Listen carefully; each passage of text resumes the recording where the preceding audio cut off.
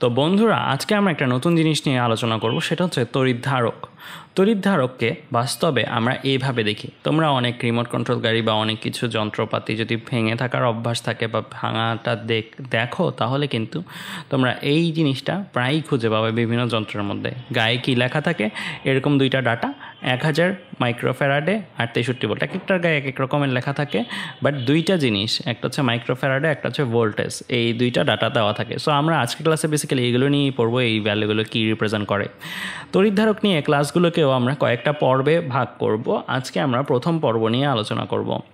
তো তড়িৎধারক সার্কিটে দেখতে কীরকম, সার্কিটে আমরা কীভাবে তাকে প্রকাশ করি, সার্কিটে তাকে আমরা এইভাবে প্রকাশ করি।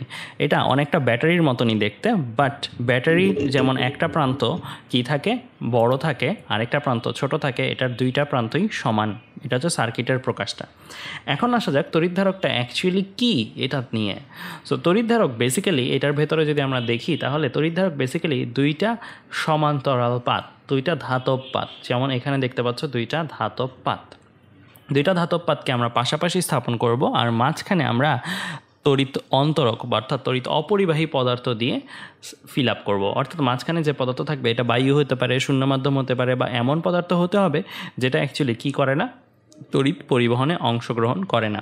সো দুইটা ধাতব পাত যদি আমরা এমনভাবে নেই যে এটা আমার কি করে, এদের মাঝখানে আমার কি থাকে, তড়িৎ অপরিবাহী পদার্থ দ্বারা পূর্ণ থাকে, তাহলে এই সিস্টেমটাকে আমরা আসলে তড়িৎধারক বলি। আর তার ভূমিকাটা কোথায়? তড়িৎধারক নামটা থেকেই বুঝতে পারছো, সে ধারণ করবে। কি ধারণ করবে? সে আধান ধারণ করবে, মানে আধান জমা করবে। আধান জমা করার মাধ্যমে সে আসলে তড়িৎ শক্তি জমা করবে। সে এখানে এক রকমের চার্জ জমা করবে, এখানে এক রকমের চার্জ জমা করবে, জমা করে সে অ্যাকচুয়ালি শক্তি জমা করবে।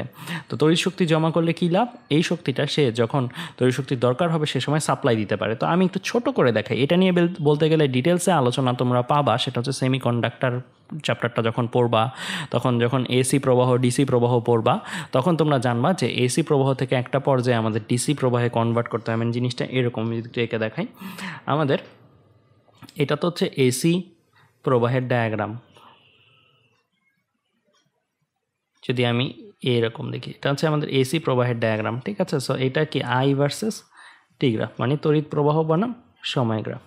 তো এই যে ডায়াগ্রামটা আছে, এই ডায়াগ্রামটা থেকে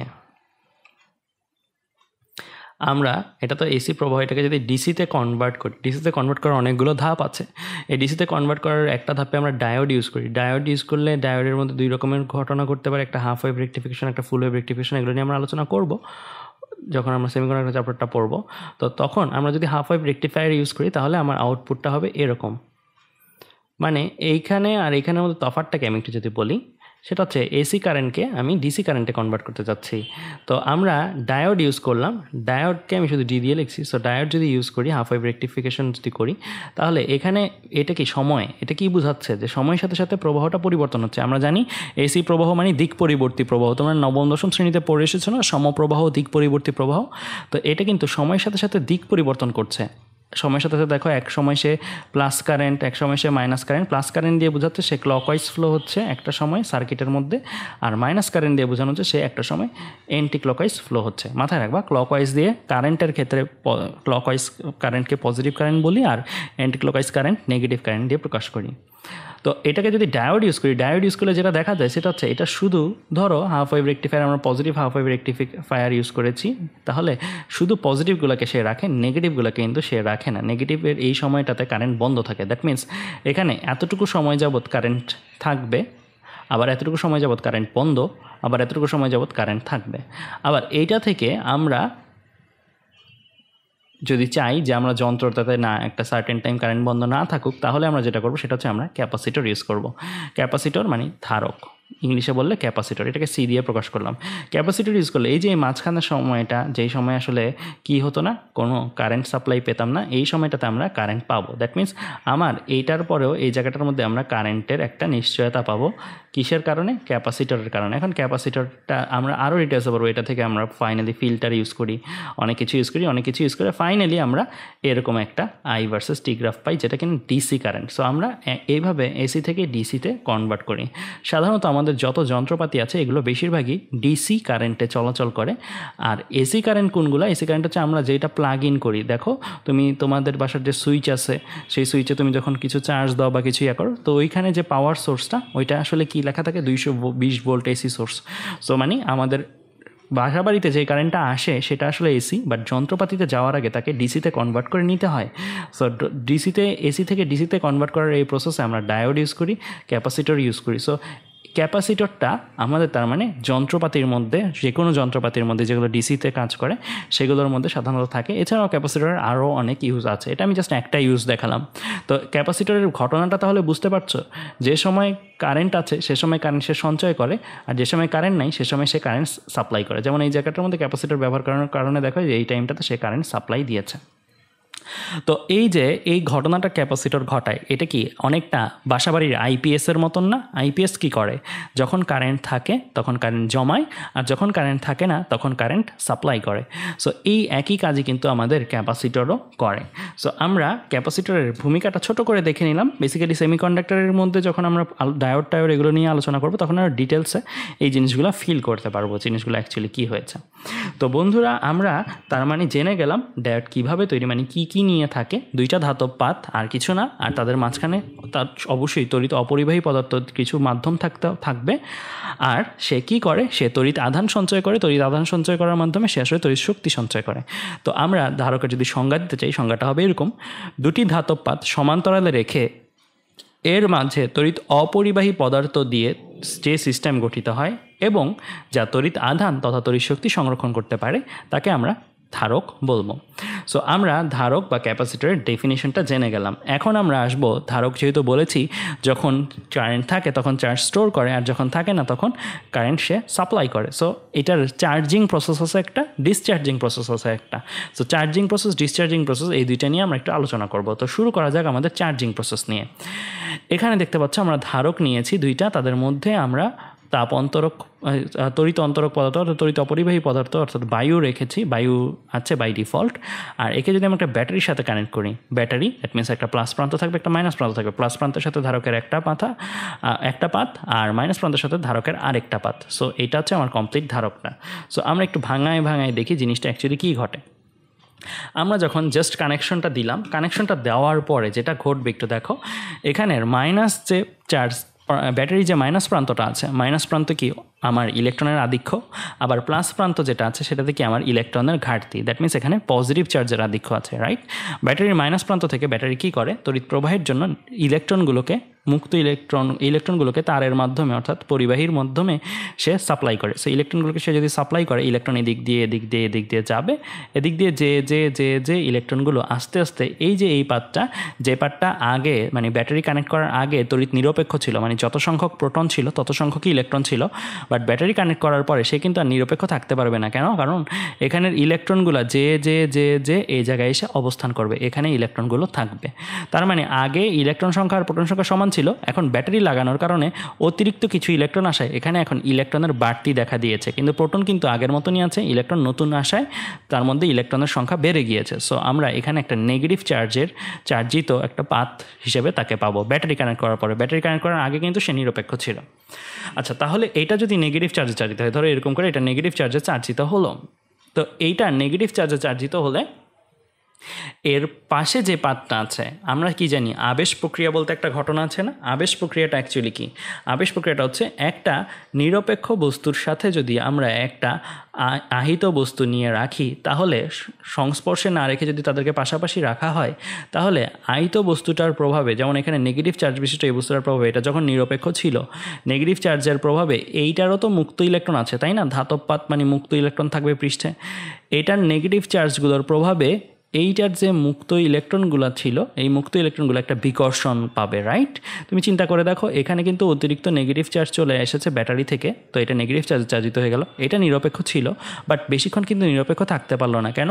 কারণ এটার নেগেটিভ চার্জগুলা এটার যে মুক্ত ইলেকট্রনগুলো আছে এটাকে বিকর্ষণ করবে। যদি বিকর্ষণ করে তাহলে এই তার দিয়ে এই ইলেকট্রনগুলো নেমে আসতে চেষ্টা করবে। আরও একটা কারণ আছে নেমে আসার কারণ কি? কারণ হচ্ছে এখানে দেখো ব্যাটারির পজিটিভ প্রান্তর কি ইলেকট্রনের প্রতি অবশ্যই একটা ডিমান্ড তার আছে, এক্সট্রা ডিমান্ড।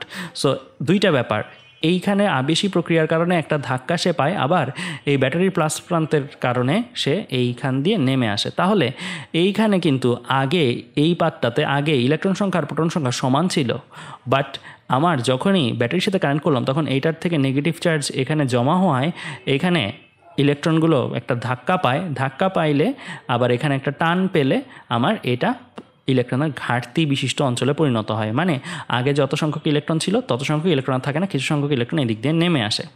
আর আরেকটা ব্যাপার যেটা, সেটা হচ্ছে এইখানে যদি ধরো সাপোজ কথার কথা এই পার্টটাতে আমার 100টা ইলেকট্রন ধরো জমা হলো, 100টা ইলেকট্রন যদি জমা হয়, 100টা অতিরিক্ত ইলেকট্রনের কারণে এইখানের কিন্তু 100টা ইলেকট্রনই বিকর্ষিত হবে, 100টা ইলেকট্রনই বিকর্ষণ পাবে, কারণ 100টা ইলেকট্রনের এখানকার 100টা ইলেকট্রনকেই বিকর্ষণ করার মতন ক্ষমতা তৈরি হয়। সো খেয়াল রাখবা বন্ধুরা, আগে তো এটার মধ্যে ইলেকট্রন প্রোটন ছিলই, সমান সমান নিরপেক্ষ ছিল। ব্যাটারি কানেক্ট করার ফলে যদি এখানে 100টা ইলেকট্রন আসে, তাহলে এটা 100টা ইলেকট্রনের সমান চার্জ, অর্থাৎ 100 ইন্টু -1.6 × 10⁻19 কুলম, মানে যদি চার্জিত হয় তাহলে এটার চার্জের পরিমাণ যদি -q পরিমাণ হয়, এই 100টা ইলেকট্রনের প্রভাবে আবার এইখানের 100টা ইলেকট্রনই এখান দিয়ে বের হয়ে আসবে, মানে বিকশিত হয়ে বের হয়ে আসবে। তাহলে এখানে কি 100টা ইলেকট্রনের ঘাটতি তৈরি হবে না? 100টা ইলেকট্রনের ঘাটতি তৈরি হবে, মানে 100টা প্রোটনের চার্জ আমরা এখানে পাবো। মানে 100টা, আগে তো প্রোটন সংখ্যা ইলেকট্রন সংখ্যা সমান ছিল, 100টা ইলেকট্রন চলে যাওয়ায় 100টা প্রোটনের চার্জ আমরা এখানে পাবো। আবার আমরা জানি ইলেকট্রনের চার্জ আর প্রোটনের চার্জ সমান, 100টা প্রোটনও কিন্তু 100টা ইলেকট্রন এখানে যত চার্জের সৃষ্টি করেছে এখানে তত চার্জের সৃষ্টি করবে, খালি এটা হবে পজিটিভ ভ্যালু, এটা হবে নেগেটিভ ভ্যালু। সো বন্ধুরা, একটা কনক্লুশন আমরা কিন্তু নিতে পারি, সেটা হচ্ছে আমরা যখন ধারকের সাথে ব্যাটারি কানেক্ট করব তখন ধারকের দুইটা পাতে দুই রকমের আধান জমা হবে, একটাতে পজিটিভ আধান, একটাতে নেগেটিভ আধান, একটাতে নেগেটিভের আধিক্য, একটাতে পজিটিভের আধিক্য। আর নেগেটিভ যেটা আহিত হবে সেটাতে যেই পরিমাণ যত কুলম চার্জ জমা হয়, পজিটিভটার প্রান্তটার পাতটার মধ্যেও ঠিক তত কুলম চার্জই জমা হবে, কারণ এক ইলেকট্রনের চার্জ আর প্রোটনের চার্জ সমান। এখানে 100টা ইলেকট্রন অতিরিক্ত থাকলে এখান থেকে 100টা ইলেকট্রনই বাইরে সরে যাবে, আর 100টা ইলেকট্রন বাইরে সরে গেলে এখানে 100টা প্রোটন অতিরিক্ত দেখা যাবে। সো 100টা প্রোটন যদি থাকে, 100টা প্রোটনের অতিরিক্ত চার্জটা যদি আমরা দেখি তাহলে একই রকমের মান কিন্তু আসবে। সো খেয়াল রাখতে হবে বন্ধুরা, আমাদের যে ধাতব সমান্তরাল পাত দুইটা নিয়েছি, এই পাত দুইটার প্রত্যেকটাতে কিন্তু সমানে সমান চার্জ জমা হবে, একটাতে কিউ হলে একটাতে -q, ঠিক আছে? সো আমরা এই যে প্রসেসটা ইউজুয়ালি কতক্ষণ রান করবে, এটা অনেকগুলো ফ্যাক্টরের উপর ডিপেন্ড করে। তার মধ্যে একটা ফ্যাক্টর হলো ব্যাটারির দুই প্রান্তের বিভব পার্থক্য। একটা ব্যাটারির দুই প্রান্তে যদি 20 ভোল্ট বিভব পার্থক্য থাকে প্লাস মাথা আর মাইনাস মাথার মধ্যে, তাহলে এই যে পাত দুইটা আছে ধারকের, এই পাত দুইটার মধ্যেও 20 ভোল্ট বিভব পার্থক্য হওয়া পর্যন্তই এই প্রসেসটা রানিং হবে। তবে এটা ছাড়াও আরও অনেকগুলো ফ্যাক্টর আছে। আমি যে পাত দুইটা নিচ্ছি, এই পাত দুইটার শেপ কেমন, এই পাত দুইটার মধ্যবর্তী দূরত্ব কেমন, পাত দুইটার মধ্যে কী ধরনের পদার্থ আছে, মানে অপরিবাহী পদার্থটা যেটা, অপরিবাহী পদার্থের ভেদনযোগ্যতা কত, এগুলোর উপর ডিপেন্ড করেও এই ভোল্টেজটা আলাদা হতে পারে।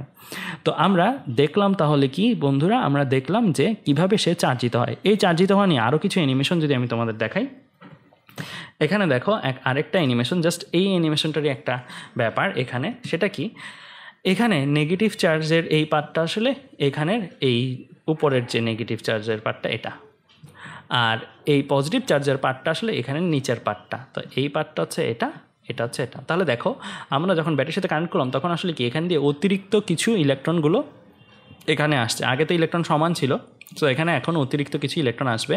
তাহলে এখানে ইলেকট্রনগুলো কি ধাক্কা পেয়ে বিকর্ষণের কারণে নিচের দিক দিয়ে নেমে আসবে, মানে এদিক দিয়ে নেমে চলে আসবে। আবার আরেকটা অ্যানিমেশন দিয়ে যদি দেখাই, এই অ্যানিমেশনটা শুধু পাত নিয়ে আলোচনা, আর এটা হচ্ছে তারগুলোর মধ্যে কী ঘটে সেটা নিয়ে আলোচনা।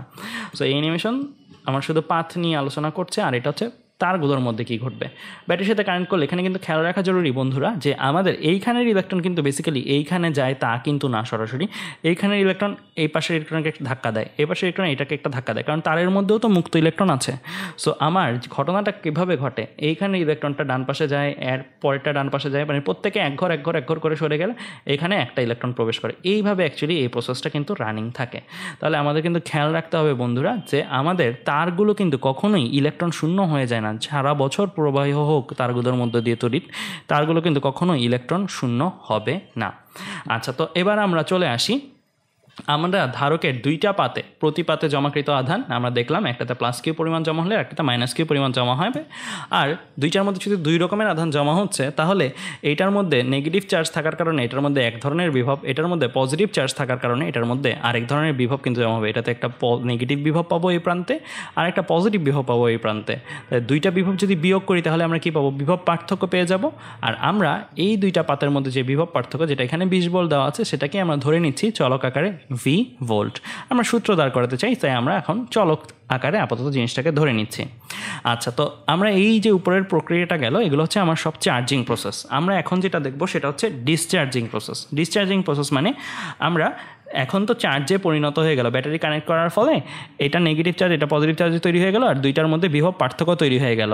এখন আমরা যখন কারেন্ট না থাকবে তখন সে কীভাবে কারেন্ট সাপ্লাই দেয় সেটা নিয়ে আলোচনা করব। তো এখানে দেখো ডিসচার্জিং প্রসেসের জন্য যে ব্যাপারটা আছে, এখানে আমার যেই জিনিসটা আছে, একটা সার্কিট আছে, এই সার্কিটের মধ্যে আসলে একাধারে চার্জিং প্রসেস, ডিসচার্জিং প্রসেস দুইটাই রান করানো যায়। কীভাবে একটু দেখো, এখানে একটা তার দেখতে পাচ্ছ, এটা এখন বর্তমানে এদিকে কানেক্টেড। এই তারটা যদি এদিকে কানেক্টেড না হয়ে যখন এইদিকে কানেক্টেড থাকবে, মানে এটা যখন এদিকে চলে আসবে, তখন আসলে সে আসলে ব্যাটারির সাথে কানেক্টেড হচ্ছে। এটা হচ্ছে ব্যাটারির সাইন, আর এটা হচ্ছে আমার ধারক। সো আমার যখন এটার সাথে কানেক্টেড থাকবে তখন অ্যাকচুয়ালি এটার এক প্রান্তে প্লাস এক প্রান্তে মাইনাস, দ্যাট মিনস চার্জিং প্রসেসটা চলবে। আর এইটা যখন আমার এই দিকে চলে আসবে, এই দিকে এসে কানেক্টেড হবে, তখন অ্যাকচুয়ালি আমার কি হবে? তখন এইটা হচ্ছে একটা রোদের সিম্বল। আমি আরেকটা জিনিস বলে রাখি, আমাদের রোদের সাইন কিন্তু আমরা একটা শিখে এসেছি এখন পর্যন্ত। সেটাকে এরকম, সেটা হচ্ছে এরকম জিগজ্যাগ দিয়ে প্রকাশ করা হয়, রাইট? এরকমভাবে প্রকাশ করা হয়। সো এইটা ছাড়াও রোদের কিন্তু আরেকটা সিম্বল আছে, যেটা সাধারণত আমরা আধুনিক সিম্বল হিসেবে প্রকাশ করি। সো এইভাবেও কিন্তু রোদকে প্রকাশ করা যায়। সো এখানে একটা রোদেরই সিম্বল তোমরা দেখতে পাচ্ছ। যাই হোক, তো রোদ কী করবে? রোদ আলটিমেটলি হতে পারে বাল্ব, হতে পারে ফ্যান, বা কথা যে কোনো তড়িৎ যন্ত্র হতে পারে, রাইট? সো আমার এই ডিসচার্জিং প্রসেসে এই যে তারটা যদি এদিকে চলে আসে, এখন কিন্তু সে চার্জিত হয়ে গিয়েছে। চার্জিত হওয়ার মানে এখানে পজিটিভ চার্জের আধান, এখানে নেগেটিভ চার্জের আধান জমা হয়েছে, তার মানে বিভব পার্থক্য আছে। তো বিভব পার্থক্য থাকলে কী করে? আমরা জানি বিভব পার্থক্য থাকলে তারা চাবে যে বিভব পার্থক্যটা কমিয়ে আনতে, মানে জিরো করে ফেলতে। কীভাবে করবে সেটা? নেগেটিভ প্রান্ত থেকে ইলেকট্রনগুলো রওনা করবে, ইলেকট্রনগুলো রওনা করে এভাবে যে রোদের মধ্য দিয়ে রোদে যদি আলো থাকে, লাইট থাকে, লাইট জ্বালিয়ে এদিক দিয়ে এসে আবার এই যে পজিটিভ প্রান্ত মানে যেটাতে ইলেকট্রনের ঘাটতি ছিল, সেই দিকে এসে তারা মিলাতে চেষ্টা করবে মানগুলো। সো এখানে ইলেকট্রনের বাড়তি, এখানে ইলেকট্রনের ঘাটতি, যেখানে বাড়তি ছিল সেখান থেকে ইলেকট্রনগুলো যেখানে ঘাটতি সেখানে ফিল আপ করতে চেষ্টা করবে। এই প্রসেসটা কতক্ষণ রানিং থাকবে? যতক্ষণ পর্যন্ত তাদের বিভব পার্থক্য কী না হয়ে যাচ্ছে, শূন্য না হয়ে যাচ্ছে। আমরা জানি বিভব পার্থক্য থাকলেই তড়িৎ প্রবাহ সংগঠিত হবে। সো এইভাবে অ্যাকচুয়ালি সে এই ইলেকট্রনগুলো আবার এখানে ইলেকট্রনের ঘাটতিটা ফিল আপ করবে, আর এখানে ইলেকট্রনের বাড়তিটা হ্রাস করবে। তাহলে আমরা আবারও সে একটা সময় নিউট্রাল হয়ে যাবে। নিউট্রাল মানে এখানে যত সংখ্যক পজিটিভ যত সংখ্যক নেগেটিভ, এখানে যত সংখ্যক পজিটিভ তত সংখ্যক নেগেটিভ হয়ে যাবে। তখন আমরা বলবো ধারকটার চার্জ শেষ। তারপরে আবার এটা এদিকে লাগবে। এরকম করে charging process, discharging process continuously running থাকবে, কন্টিনিউয়াসলি চলতে থাকবে।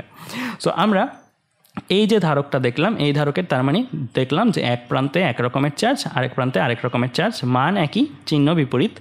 আর একটা প্রান্তে যদি আমার ভিবি পরিমাণ বিভব, এটাতে ঋণাত্মক চার্জের কারণে এই পাতে ঋণাত্মক বিভব, আর এটা ধনাত্মক চার্জের কারণে এই পাতে ধনাত্মক বিভবের তৈরি হবে। সো আমরা যদি এই ধনাত্মক বিভব, ঋণাত্মক বিভব, এই দুইটা বিভবের মধ্যে বিভব পার্থক্য করি, সো আমরা বিভব পার্থক্য ধনাত্মক বিভবটা থেকে ঋণাত্মক বিভবটা বাদ দিলে একটা বিভব পার্থক্য পাবো। কথার কথা ধরে নাও, এখানে যদি এমন হয় -20 ভোল্ট, এটা যদি হয়ে থাকে +20 ভোল্ট, অবশ্যই ভোল্টেজগুলোর মান সমানই আসবে, কারণ পাত দুইটা আইডেন্টিক্যাল আর একই রকম চার্জ জমা হয়েছে দুইটার মধ্যে। তাহলে এটাতে যদি -20 ভোল্ট জমা হয়, এটাতে +20 ভোল্ট জমা হবে। বলো তো +20 আর -20-এর মধ্যে তফাৎটা কত?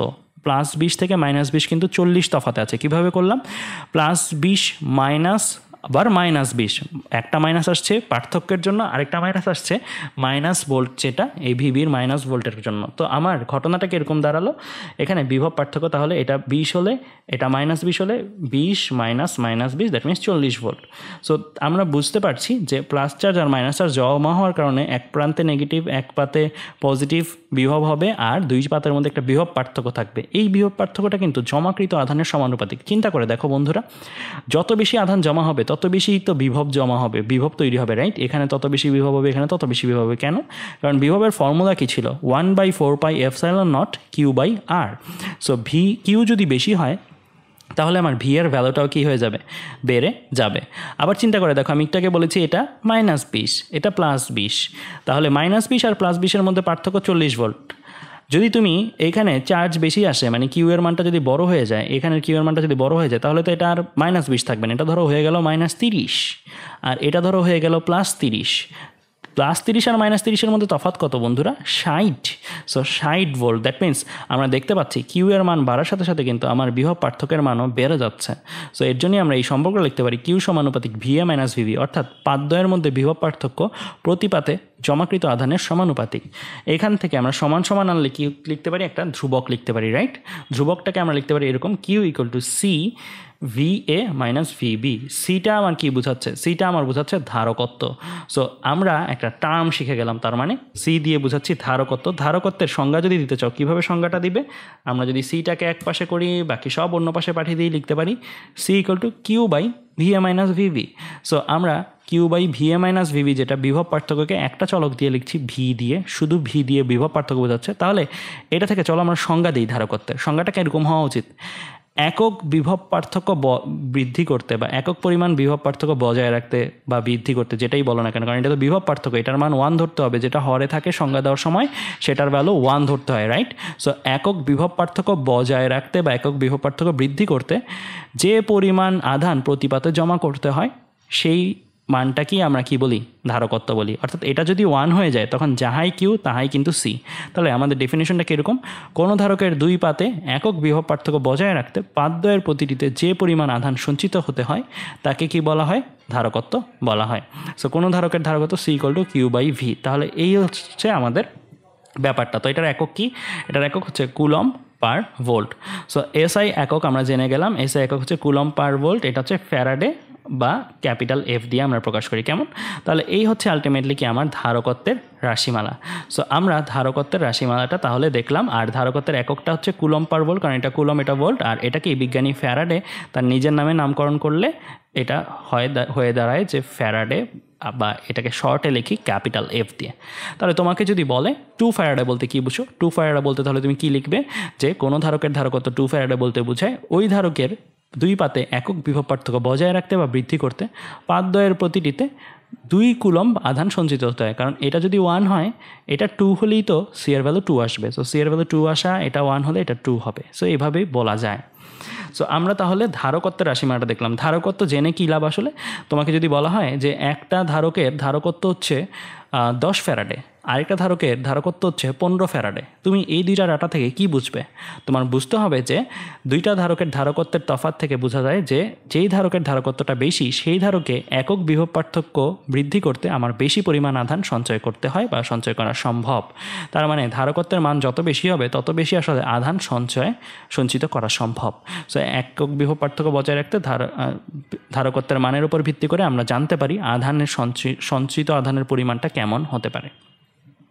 তো আমরা এবার চলে আসি এরপরে আমাদের এখন যেটা দেখব সেটা হচ্ছে ধারকের প্রকারভেদ। সো আমরা যদি দেখি ধারককে দুই ভাগে ভাগ করতে পারি আমরা তার আকৃতিগতভাবে। সেটা একটা হচ্ছে সমান্তরাল পাত ধারক আর একটা হচ্ছে গোলক ধারক। নামগুলো থেকেই বোঝা যাচ্ছে যে সমান্তরাল পাত ধারক অ্যাকচুয়ালি কী বোঝাচ্ছে আর গোলক ধারক অ্যাকচুয়ালি কী বোঝাচ্ছে। তো সমান্তরাল পাত ধারক এটা বোঝাচ্ছে যে যদি ধারক দুইটা সমান্তরাল পাত বিশিষ্ট থাকে, তাহলে দেখো এই ধারকটা যেটা, এই ধারকটার দুইটা পাত আছে। দুইটা পাত কি আছে? সমান্তরালে আছে। সো এই যে দুইটা পাত আছে সমান্তরালে আছে, এই দুইটা পাতের প্রত্যেকটার এক একটা ক্ষেত্রফল আছে। সো আমরা কয়েকটা চলক ধরে নিই আসলে এই সমান্তরাল পাত ধারকের প্রত্যেকটা পাত যে আছে, প্রত্যেকটা পাতের ক্ষেত্রফল হচ্ছে এ করে। আমরা লিখে ফেললাম যে প্রত্যেকটা পাত, এই যে এই পাতটার ক্ষেত্রফল আছে, এটার ক্ষেত্রফল আছে, ক্ষেত্রফল হচ্ছে এ করে। পাত দুইটার মধ্যে একটা দূরত্ব আছে, দূরত্বটাকে আমি ধরে নিচ্ছি ডি, স্মল ডি দিয়ে দূরত্বটাকে বোঝাচ্ছি। দুইটা চলক ধরলাম, পাতের ক্ষেত্রফল এ আর পাত দুইটার মধ্যে যে দূরত্ব সেটাকে বলছি স্মল ডি।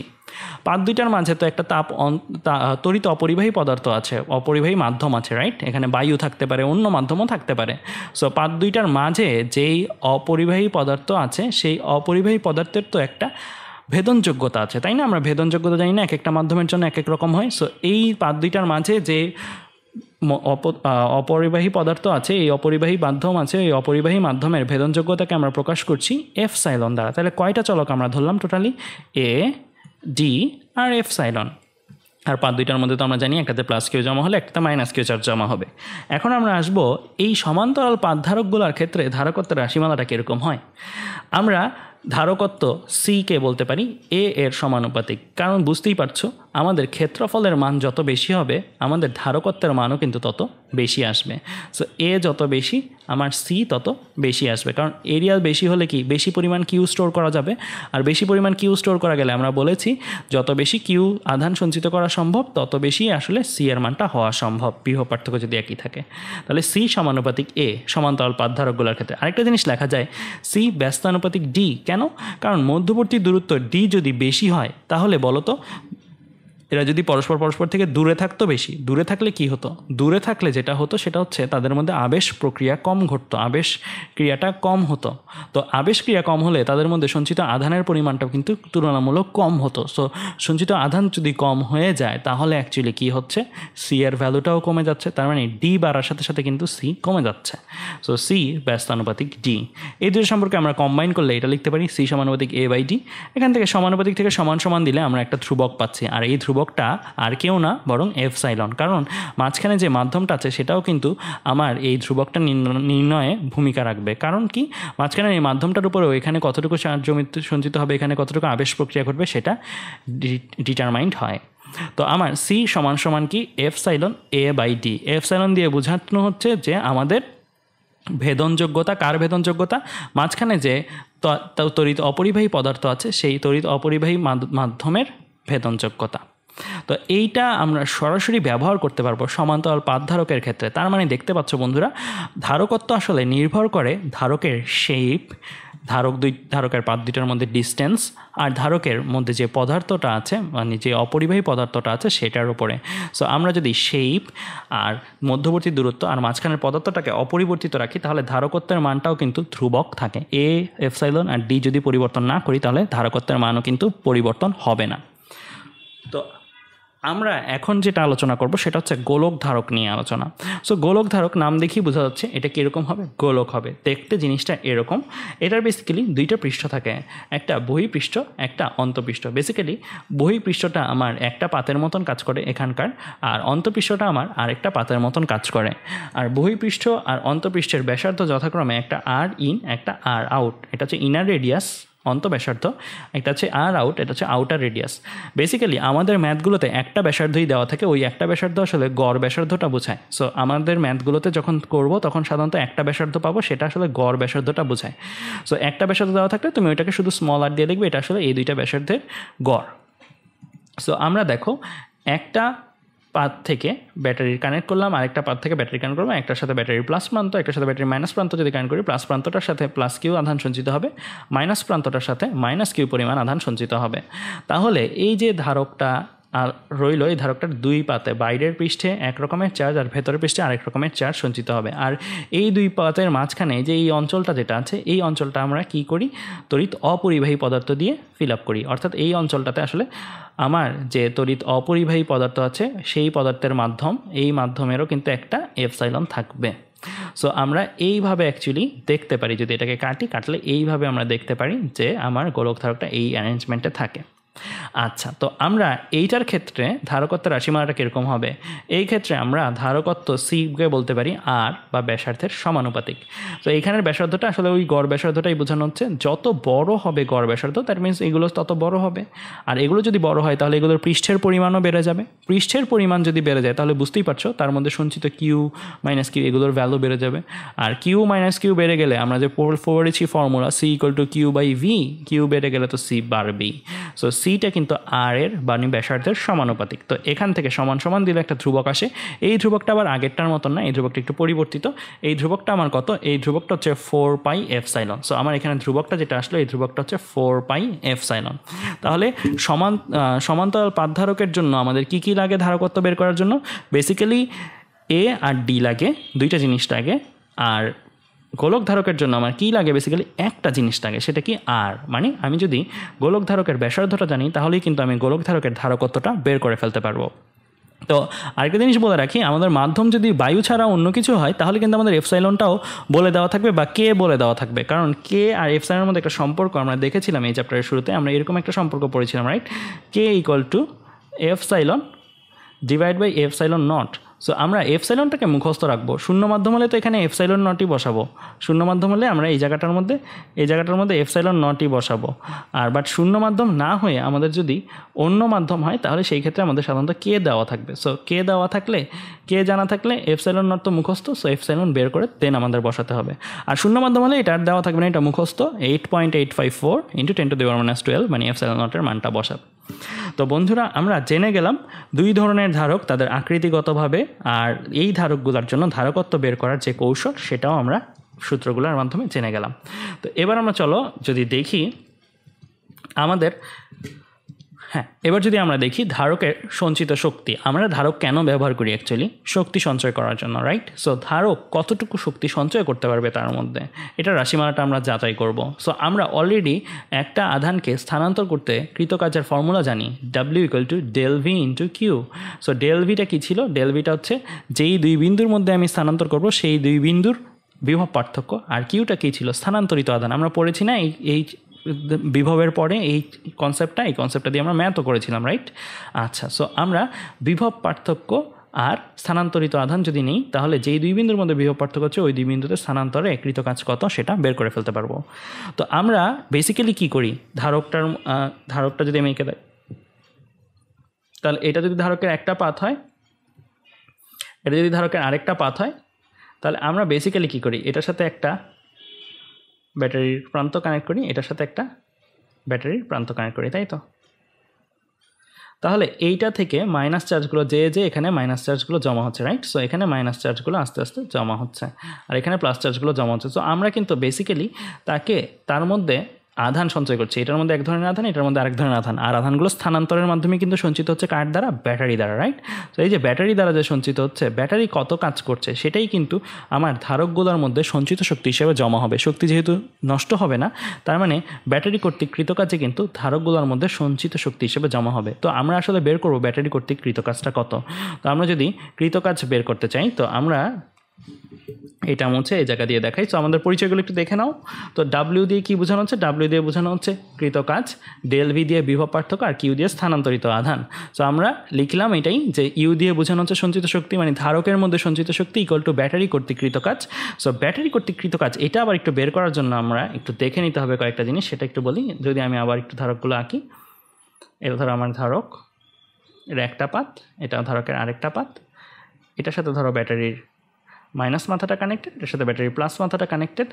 এখন এখানে একটা বোঝার জিনিস আছে, ধরে নাও আমরা জাস্ট চার্জিং প্রসেসটা শুরু হয়েছে, এমন তো না যে মাইনাস কিউ পরিমাণ চার্জ রওনা দিয়ে মাইনাস কিউ এখানে এসে পৌঁছাচ্ছে আর প্লাস কিউ চার্জ এখানে জমা হচ্ছে মাইনাস কিউ এখান দিয়ে নেমে আসার ফলে। এটা তো আর একবারে সংগঠিত হচ্ছে না, এটা ধারাবাহিকভাবে আস্তে আস্তে সংগঠিত হচ্ছে। মানে প্রথমে একটা ইলেকট্রন গেল, এখানে একটা ইলেকট্রনের কারণে এখানে একটা প্রোটন দেখা গেল আর একটা ইলেকট্রন নেমে গেল, রাইট?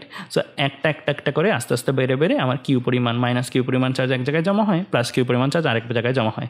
তো আমরা ধারাবাহিকভাবে চিন্তা করি, ধরো প্রথম ইলেকট্রনটা যখন আমাদের যাচ্ছে, সো ফার্স্ট ইলেকট্রনটা যখন যাচ্ছে, সো ফার্স্ট ইলেকট্রনটা আমাদের যখন যাচ্ছিল তখন অ্যাকচুয়ালি প্রথম ইলেকট্রনটা যখন যাচ্ছিল তখন এই পাত আর এই পাত এই দুইটার মধ্যে কি কোনো বিভব পার্থক্য ছিল?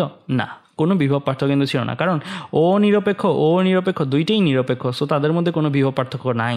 সো ফার্স্ট ইলেকট্রনটা যখন যাচ্ছিল সে কিন্তু বিভব পার্থক্য শূন্য, মানে এটার বিভব পার্থক্য, এটার বিভবও শূন্য, এটার বিভবও শূন্য। সো বিভব পার্থক্য শূন্য, শূন্য বিয়োগ শূন্য মানে শূন্য জায়গাতে যাচ্ছিল। তার মানে প্রথম ইলেকট্রনটার জন্য কিন্তু কোনো কাজ করতে হচ্ছে না। যদি আমরা ইগনোর করি তারের মধ্য দিয়ে কোনো শক্তি ক্ষয় হয় নাই, তারের মধ্যে দিয়ে কোনো রোধ ছিল না, তাহলে আমাদের কি হচ্ছে? তাহলে এইটার মধ্যে একটা ইলেকট্রন আসতে, এটার মধ্যে একটা ইলেকট্রন আসতে, এটার মধ্যে একটা ইলেকট্রন সরে যেতে, মানে একটা প্লাস তৈরি হতে কিন্তু কোনো কাজ করতে কিন্তু হয়নি ব্যাটারি। এবার আসি দ্বিতীয়টার ব্যাপারে। দ্বিতীয় ইলেকট্রনটা যখন যায় তখন চিন্তা করো, এখন কিন্তু আর এটার মধ্যে শূন্য নাই, এটার মধ্যে শূন্যর পরে কি হয়ে গিয়েছে? এটার মধ্যে একটা চার্জ জমা হয়ে গিয়েছে, এটার মধ্যে একটা চার্জ জমা হয়ে গেছে, মানে শূন্যটা বেড়ে গিয়েছে ভ্যালুটা, রাইট? এটার মধ্যে একটা মাইনাস চার্জ জমা হয়েছে, এটার মধ্যে একটা প্লাস চার্জ জমা হয়েছে। তার মানে এটার মধ্যে একটা বিভব পাবো, এটার মধ্যে একটা বিভব পাবো, দুইটার মধ্যে একটা বিভব পার্থক্য কিন্তু আমরা পাবো। তার মানে দ্বিতীয় ইলেকট্রনটা যাওয়ার বেলায় সে কিন্তু একটা বিভব পার্থক্য বিশিষ্ট অঞ্চলের মধ্যে যাচ্ছে, একটার মধ্যে একরকম বিভব, একটার মধ্যে আরেক রকমের বিভব। সো দ্বিতীয় ইলেকট্রনটা যাওয়ার ক্ষেত্রে কিন্তু তোমার কৃত কাজ করতে হয়েছে। সো দ্বিতীয় ইলেকট্রনটা যাওয়ার ক্ষেত্রে কিন্তু তোমার কৃত কাজ একটা থাকবে। ওই কৃত কাজটাকে যদি আমরা DW বলি, সো DW বললে আমাদের ওইটার কৃত কাজটাকে এরকম হবে, আমাদের ধরো এই একটা ইলেকট্রন আর একটা প্রোটন কতটুকুই আর বিভব পার্থক্য তৈরি করে, অনেক সামান্য পরিমাণ বিভব পার্থক্য তৈরি করে। সো আমরা এটাকে লিখতে পারি এরকমভাবে যে একটা ইলেকট্রনের চার্জকে এইভাবে ই দিয়ে প্রকাশ করা যায়, EdV। তো ডিভি দিয়ে বিভব পার্থক্য, মানে এটা আর এটার বিভব পার্থক্য যেহেতু খুবই সামান্য প্রথম ইলেকট্রনটার কারণে, সো আমরা কৃত কাজটাও খুবই সামান্য দেখে বলছি DW = EdV, এভাবে বলতে পারি। এরপরে তৃতীয় ইলেকট্রনটা যখন যাচ্ছে, তৃতীয় ইলেকট্রনটা যাওয়ার সময় কিন্তু বিভব পার্থক্যটা আরেকটু বেড়ে গেল, তাই না? বিভব পার্থক্য এখানে একটা ছিল, এখানে একটা ছিল, এখন আরেকটু বেড়ে গেল, কারণ এখন তৃতীয় ইলেকট্রনটা যখন যাচ্ছে সে কিন্তু যাওয়ার আগেই এখানে দুইটা ইলেকট্রন বসে আছে, এখানে দুইটা প্রোটন বসে আছে, এখানে আসলে অনেকগুলো ইলেকট্রন আছে, অনেকগুলো প্রোটিন আছে। আমি বলছি যে অতিরিক্ত ইলেকট্রন এখানে দুইটা বসে আছে, অতিরিক্ত প্রোটন এখানে দুইটা বসে আছে। তাহলে তৃতীয় ইলেকট্রনটা যখন যায় তখন কৃত কাজটা যদি হয়ে থাকে DW', তাহলে DW'টা কিন্তু আমার EdV। দ্যাট মিনস তোমার কিন্তু এইটার ক্ষেত্রে ডিভি এর ভ্যালুটা আরেকটু বেড়ে গেছে, right? So DW' = EdV'। So এরকম করে করে তোমার কিন্তু প্রত্যেকটার ক্ষেত্রে তুমি যখন ইলেকট্রনগুলো যাচ্ছ তখন কিন্তু আমার এই ভ্যালুটা একই থাকবে না। তো চতুর্থ ইলেকট্রনের জন্য এই ভ্যালুটা চেঞ্জ হয়ে যাবে, পঞ্চম ইলেকট্রনের জন্য এই ভ্যালুটা চেঞ্জ হয়ে যাবে, এরকম করে অনেকগুলো ইলেকট্রন জন্য। তো আমরা কৃতকাজ যদি হিসাব করতে চাইতাম আমাদের আসলে কী করতে হতো, আমাদের আসলে ডাব্লিউগুলো নিয়ে সবগুলো DW যোগ করতে হতো, মানে প্রত্যেকটা ইলেকট্রন যাওয়ার জন্য আলাদা আলাদা করে কাজ হিসাব করে দেন আমরা W মানে মোট কৃত কাজটা হিসাব করতাম। এটাই তো আমাদের করার দরকার ছিল, বাট এটা কিন্তু করাটা অনেক টাফ হতো, কারণ লক্ষ লক্ষ কোটি কোটি ইলেকট্রন এখানে আসবে। সো প্রত্যেকটার জন্য আলাদা আলাদা করে কৃত কাজ বের করে যোগ করাটা খুবই টাফ। সো সেই ক্ষেত্রে আমরা কী সাহায্য নিই, কার সাহায্য নিই? ইন্টিগ্রেশনের। ইন্টিগ্রেশন কী করবে? ইন্টিগ্রেশন আমাদের এই কাজটাকে একবারে করে দিবে, কারণ ইন্টিগ্রেশন একটা পাওয়ারফুল টুল যেটা অ্যাকচুয়ালি প্রত্যেকটা f(x) এর মানে একটা যে কোনো ফাংশন, ধরো x এর ফাংশন হতে পারে, এটা v এর ফাংশন হতে পারে, যে কোনো একটা ফাংশনের x এর ভ্যালুগুলা, মানে প্রত্যেকটা ইলেকট্রনের মতন যদি চিন্তা করো, প্রত্যেকটার জন্য আলাদা আলাদা করে x এর ভ্যালু বসিয়ে, মানে প্রত্যেকটার জন্য আলাদা আলাদা করে ভোল্টেজের ভ্যালু বা এগুলো বসিয়ে সে আলটিমেটলি তুমি একটা লিমিট সেট করে দাও না, সাধারণত লিমিট একটা দিয়ে দাও xi থেকে xf। ধরো এই লিমিটটাকে আমি কথা ধরলাম, xi এর ভ্যালু হচ্ছে 1, xf এর ভ্যালু ধরলাম 5, তাহলে সে কী করবে, একবার এই জায়গায় 1 বসাবে, 1 বসিয়ে এখানে একটা মান পাবে না, ওই মানটাকে সে এখানে স্টোর করে রাখলো। তারপর আবার 1-এর পরে সে জায়গাটার মধ্যে কত বসাবে, 2 বসাবে। সো 2 বসালে এক্সের জায়গায় এখানে আরেকটা মান পেলো না, 2 ফাংশনটার মধ্যে 2 বসানোর আরেকটা মান পেলো, ওই মানটাকে সে এখানে স্টোর করে রাখবে। সো এরকম করে সে প্রত্যেকটা 1, 2, 3 এরকম করে সে প্রত্যেকটার জন্য আলাদা আলাদা হিসাব করে সে সবগুলো ভ্যালু, এই যে তুমি 1 থেকে 5 পর্যন্ত দাও, তাহলে 1 থেকে 5 পর্যন্ত প্রত্যেকটা ভ্যালুর জন্য সে আলাদা আলাদা রেঞ্জ বের করে দিল তোমাকে। এই রেঞ্জগুলো সে বের করে আবার যোগও করে তোমাকে দিবে।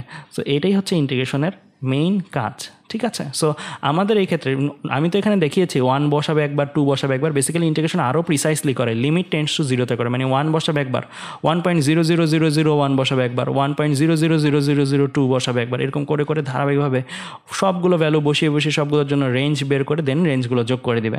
সো আমাদের তো এটাই কিন্তু দরকার ছিল, প্রত্যেকটা ইলেকট্রনের জন্য আলাদা আলাদা করে এই ভ্যালুগুলো হিসাব করে, বিভব পার্থক্য যে চেঞ্জ হচ্ছে সেই ভ্যালুগুলো হিসাব করে করে করে করে যোগ করে দিতে পারলেই কিন্তু আমাদের এই ক্ষেত্রে কৃত কাজটা চলে আসতো। সো আমরা এর জন্য সাহায্য নিচ্ছি কার? সাহায্য নিচ্ছি ইন্টিগ্রেশনের। সো ইন্টিগ্রেশনের সাহায্য যদি আমরা নিই তাহলে আমাদের সূত্রটা কীরকম দাঁড়াবে? সূত্রটা দাঁড়াবে এরকম, W = integration of Q dV। এই সূত্রটাই লিখলাম আমরা, এই সূত্রটার বসিয়েই তো আমরা মান বের করতাম। সো আমরা কিউটা লিখছি ক্যাপিটাল কিউ দিয়ে, কিউটা বেসিক্যালি আমরা চেঞ্জ করে ভি এর একটা ফাংশন আকারে লিখবো, কারণ কিউটা যেহেতু ভি এর একটা ফাংশন আকারে লেখা যায়, C = Q/V। So Q = CV আমরা লিখতে পারবো। কেন লিখবো? কারণ আমরা তো ইন্টিগ্রেশন করতেছি dV এর সাপেক্ষে, কারণ ভি এর ভ্যালুটা আস্তে আস্তে পরিবর্তন হবে, কত থেকে কত, 0 থেকে V পর্যন্ত পরিবর্তন হবে। তো আমরা যদি এই ইন্টিগ্রেশনটা করি তো আমরা কিউকে পাল্টিয়ে লিখলাম CV, কারণ ভি হচ্ছে আমার এখানে ভ্যারিয়েবল। সিটাকে সামনে নিয়ে আসলাম। কেন সিটাকে সামনে নিয়ে আসতে পারলাম? তোমরা বলতে পারো ভাইয়া সি কেন ধ্রুবক, ধারকত্ব কেন ধ্রুবক? একটু আগেই দেখেছি ধারকত্ব কিসের ওপর নির্ভর করে? ধারকত্ব আমার শেপের ওপর নির্ভর করে, রাইট? কিসের শেপের ওপর নির্ভর করে? আমার শেপটা হচ্ছে আমার সমান্তরাল পাত ধারকের ক্ষেত্রে তার ক্ষেত্রফল আর তাদের পাত দুইটার মধ্যবর্তী দূরত্ব, গোলক ধারকের ক্ষেত্রে ব্যাসার্ধ, অর্থাৎ শেপের ওপর নির্ভর করে। আমার তো এমন না যে প্রথম আধান যখন যাচ্ছে এটা এটার সমান্তরাল পাত ছিল আর দ্বিতীয় আধান যখন যাচ্ছে এটা গোলক হয়ে গেছে, এমন তো না। সবসময় তো শেপটা তো একই থাকবে, মধ্যবর্তী দূরত্বটা তো একই থাকবে, মধ্যের পদার্থটা একই থাকবে। দ্যাট মিনস সি কিন্তু আর পরিবর্তন হচ্ছে না, শেপ যেহেতু পরিবর্তন হচ্ছে না, মধ্যবর্তী দূরত্ব যেহেতু পরিবর্তন হচ্ছে না, সো এটা কিন্তু আমার ধ্রুবক থাকছে। ভি এর ভ্যালুটা পরিবর্তন হচ্ছে প্রত্যেকটা চার্জ যাওয়া আসার জন্য। সো আমার ভি এর ভ্যালুটা আমরা এইখানে রাখলাম, যেহেতু এটাকে ইন্টিগ্রেশন করবো, সি ধ্রুবক হিসেবে সামনে পাঠিয়ে দিলাম। এখন আমরা সূত্র জানি না, সূত্র কি? আমরা যদি এই নর্মালি সূত্রটা দেখি, integration of X to the power N DX, এটাকে ইন্টিগ্রেশন করলে কি আসে? X to the power N plus one divided by কী আসে? N plus one, right? So আমার এই জিনিসটা চলে আসে, রাইট? তো আমি যদি ইন্টিগ্রেশন অফ ভি ডিভি তাহলে করি, এখানে ভি এর পাওয়ার কত? ভি এর পাওয়ার হচ্ছে ওয়ান, তাহলে কি আসবে?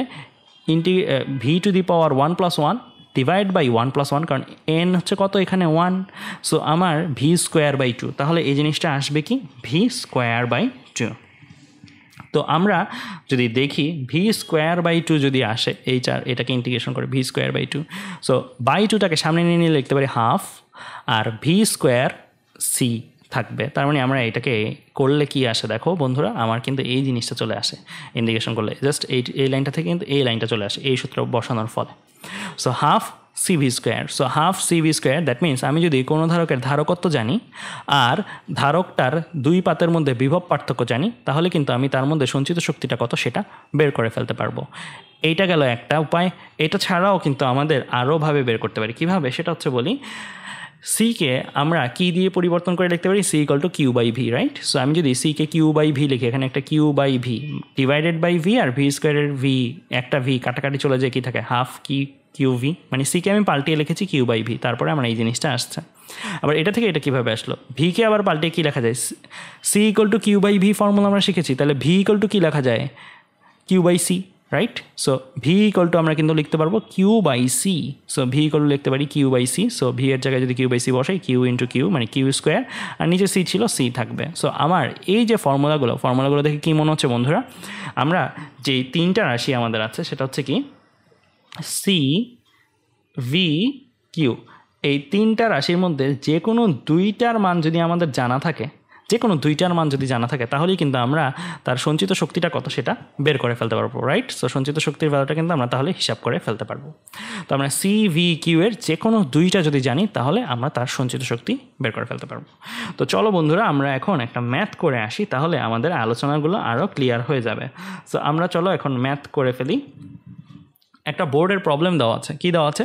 একটি সমান্তরাল পাত ধারকের প্রত্যেকটি পাতের ক্ষেত্রফল 1.65 মিটার স্কোয়ার, পাতদ্বয়ের মধ্যবর্তী দূরত্ব 2 সেন্টিমিটার এবং এটি বায়ু দ্বারা পূর্ণ।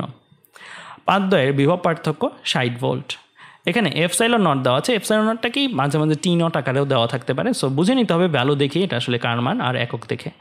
টি 8.854 into 10⁻⁻12 coulomb square per newton per metre square. এটা বোর্ডের একটা সমস্যা।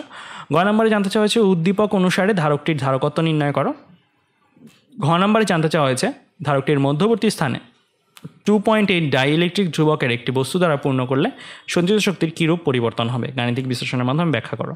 তো প্রথম প্রশ্নটা চলো আমরা করি যদি, তাহলে প্রথম প্রশ্নটার জন্য যদি দেখি, তাহলে এইখানে কি দেওয়া আছে? আমার এ দেওয়া আছে 1.65 মিটার স্কোয়ার, ডি দেওয়া আছে আমার কত? 2 সেন্টিমিটার। মধ্যবর্তী দূরত্ব যেহেতু 2 সেন্টিমিটার, স্মল ডি দিয়ে প্রকাশ করি, এটাকে আমরা মিটারে নিয়ে নিলাম 2 × 10⁻²। বিভব পার্থক্য দেওয়া আছে 60 ভোল্ট, ক্যাপিটাল ভি লিখে ফেললাম। আমার এখানে প্রথম ম্যাথটার জন্য আমার এখানে বায়ু দ্বারা পূর্ণ বলে দেওয়া আছে। বায়ু দ্বারা পূর্ণ যদি বলে দেওয়া থাকে, তাহলে এফসাইলন নট আমরা লিখতে পারি 8.854 × 10⁻12 coulomb square per newton per metre square. আচ্ছা, তো আমরা কি জানি? C equal to epsilon A by T, এই ফর্মুলাটা আমরা জানি, right? C equal to epsilon A by T, এটা সমান্তরাল পাত ধারকের জন্য ধারকত্ব নির্ণয়ের ফর্মুলা, যেহেতু আমার ধারকত্ব জানতে চাওয়া হয়েছে।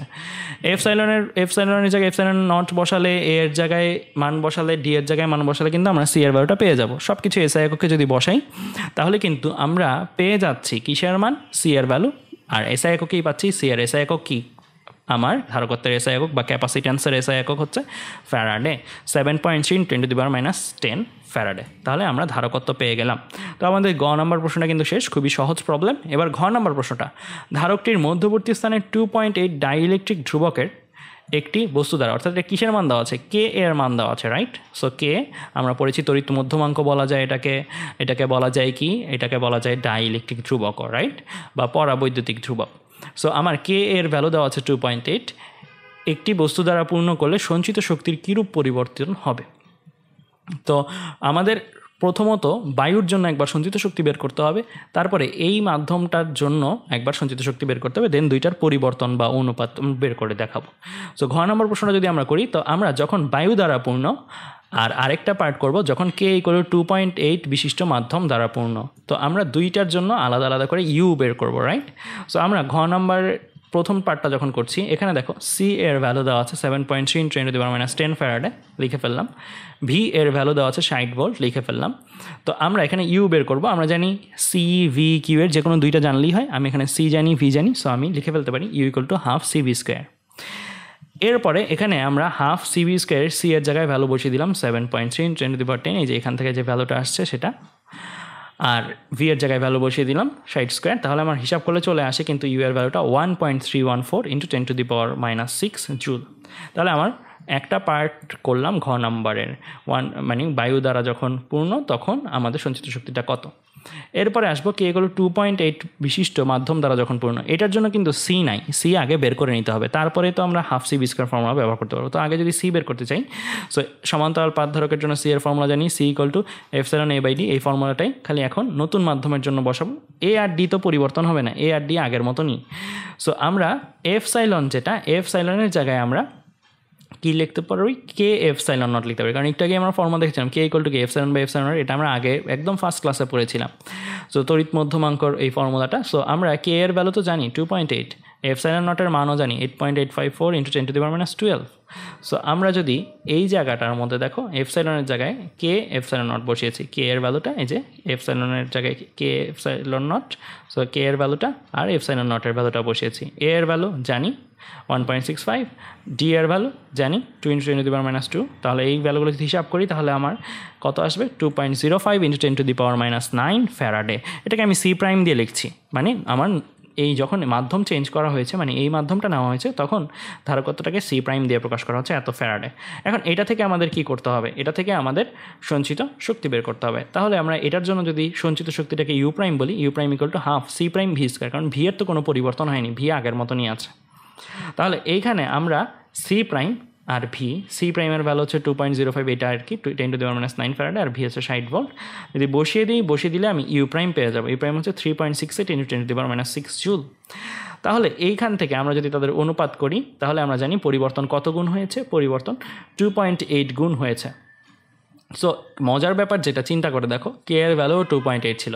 এই ম্যাথটা গাণিতিক বিশ্লেষণের মাধ্যমে দেখাতে বলেছে বলে এত বড় করে আমরা করেছি, ইউ প্রাইম ইউ ভাগ করে দেখিয়ে দেখালাম 2.8 গুণ। কিন্তু এই ম্যাথটা কিন্তু খুব সহজে ছোটো করেই করা যায়, বা ইনফ্যাক্ট ম্যাথ করার আগেই বোঝা যায় যে এটা 2.8ই মান আসবে। কেন, ইউ প্রাইম আর ইউর অনুপাত চিন্তা করে দেখো, ইউ = কি ½ CV², তাই না?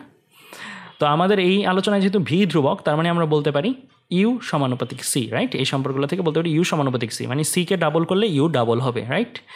আবার সি এর ফর্মুলা দেখো, সি এর ফর্মুলা কি ছিল, F C = K∈0 A/D, right. এটাকে ভাঙিয়ে লেখা যায় না, K∈0, সো K∈0 A/D।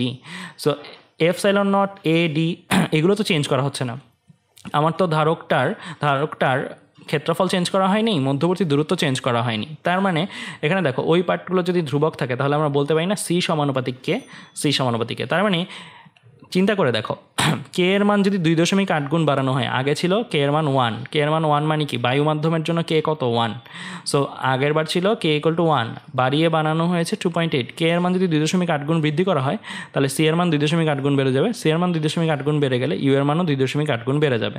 তাহলে এই ম্যাথটা কিন্তু আমরা একদম ছোট করে এক লাইনেও করতে পারতাম, কিন্তু আমাদের যেহেতু গাণিতিক বিশ্লেষণের মাধ্যমে দেখাতে বলেছে তাই আমরা এই ধাপগুলো ফলো করে দেখালাম। তো বন্ধুরা, আজ এ পর্যন্তই, ধন্যবাদ সবাইকে।